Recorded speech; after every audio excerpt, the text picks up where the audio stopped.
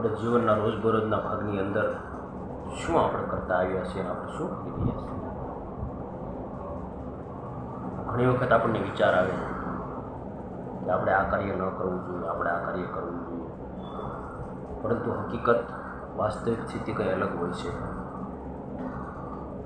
કોઈ વખત માણસ મેદાન મજબૂરીને કારણે છોડતો હોય છે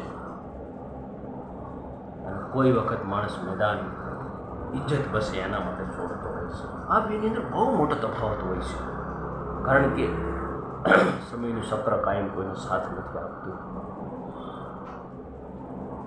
રાવણ જેવા રાવણ શૂરવીર પુરુષ હતા, છતાં એને પણ સમય એક દિવસ થપાટ મારી દીધી. કંસ જેવા કંસને પણ પછાડી દીધો. માટે આ કાળનું ચક્ર કોઈનું છોડવાનું નથી. જેટલી પરમાત્માની મહેરબાની હોય, જેટલી ભગવાનની ઈચ્છા હોય, જેટલા આપણા સત્કર્મનો ખજાનો હોય, ત્યાં લગી જ આપણું સામ્રાજ્ય હાલતું હોય છે. બાકી હાલવાનું નથી નથી નથી. પછી આપણે એકવાર સમજીએ, 2 વાર સમજીએ કે 3 વખત સમજીએ, પરંતુ વાસ્તવિક સ્થિતિ આ હશે એમાં કોઈ શંકાનું સ્થાન નથી હોતું.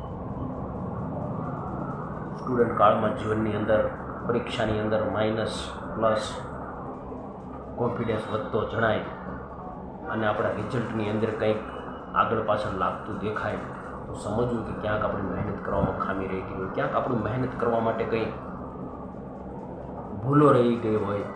માટે એ વિદ્યાર્થી કાળની અંદર, એ વિદ્યાર્થી જીવનની અંદર મને તમને જ્યાં લગી પ્રોસેસ કરવાની તક મળે, મહેનત કરવાનો સમય મળે ત્યાં લગી મહેનત કરી લેજો. યુવાની મિત્રો ઉંમરે આવી ગયા પછી યુવાની ટકવાની નથી. યુવાની તો જતી રહેવાની છે.